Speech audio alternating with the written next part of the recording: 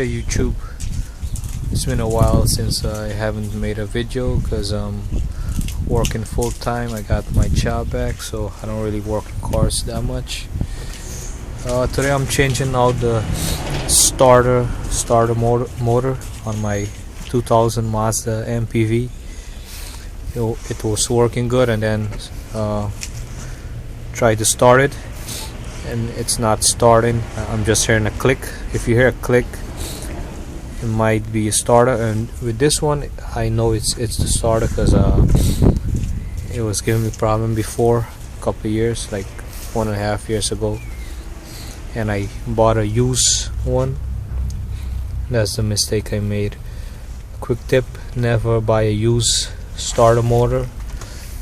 Just, this is the original one that came out. It's a rebuild. I rebuilt it, this one, as you can see here. Starter motor is like this. It's like tilted on the Mazda MPV like this in the rear. There's a 14 mm bolt on the top. This one is easy to get. There's two 12 mm. They're kind of hard to get, but you have to know how to put your socket and your extension to get it, because these two is hidden. You can't see them, you only can feel for them. It's like this. So first thing you need to do, disconnect your battery, negative side first. I took off the battery to get some space here, the battery tray, air intake box, and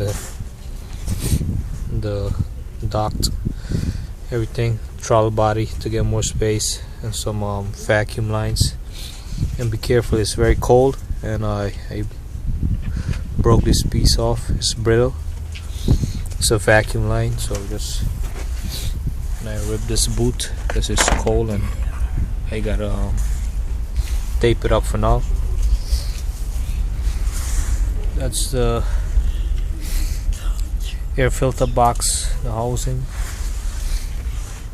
the battery.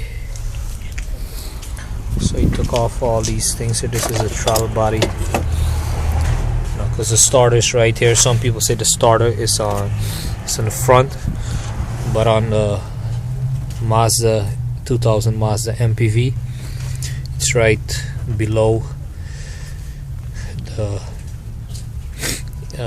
air duct that's going in the throttle body right here. As you can see it, I took it out already. You don't need to disconnect these lines here. These are the fuel lines that goes to the fuel injector. Just move these wires and stuff. Just be careful. Move them gently because they're brittle. And it's here. Starter is right here. Some people say you can get it from the bottom, but I had taken this out like 2 years ago, so I didn't make the bolts too tight, so it was easy to get out back. But if it's tight, you can put some extension through here from this back here, back of this intake manifold. That's how I did it the last time. Or you can put some extension here and get it out from here. The top bolt is easy to get. The bottom one, I use some different extension and socket, but they say you can get it from the bottom. Not too sure. Maybe, it's not too much space there. Make sure you put everything back together. This here is your PCV valve. As you can see, in here is kind of oily because my PCV valve is not good. It's old. It's blocked up, so I'll change that. It's in here. Very easy. Make sure you put everything back together.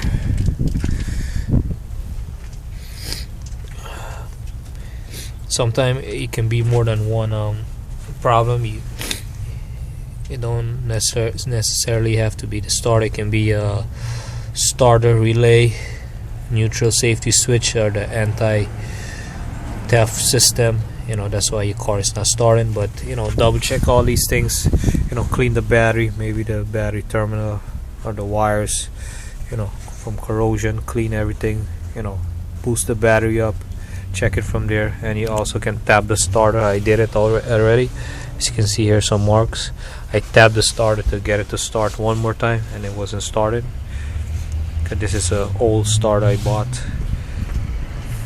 And you want to test the starter too. You can use a test light, connect it to the negative side of the battery, to the solenoid, and if it lights up, that means you're getting 12 volt to the starter. Or you can use a DVOM meter, a multimeter.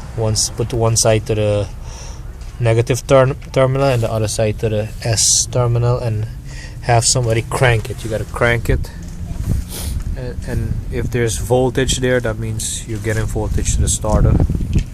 But I know this starter is bad, so that's why I got the new starter here, the rebuild one.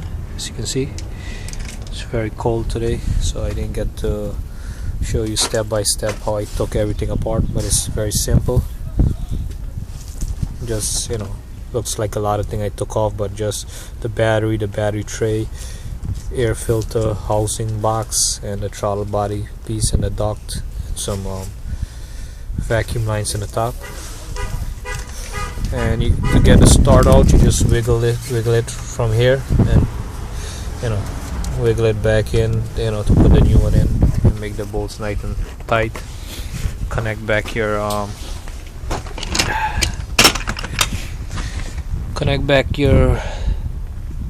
S terminal to here, solenoid terminal here, and the B terminal, B positive here, that comes from the battery to here. And that's it. And put back your bolts. The two 12mm bolts goes at the bottom, and the 14mm goes on the top. That's it. So you replace your starter, motor, and your 2000 Mazda MPV.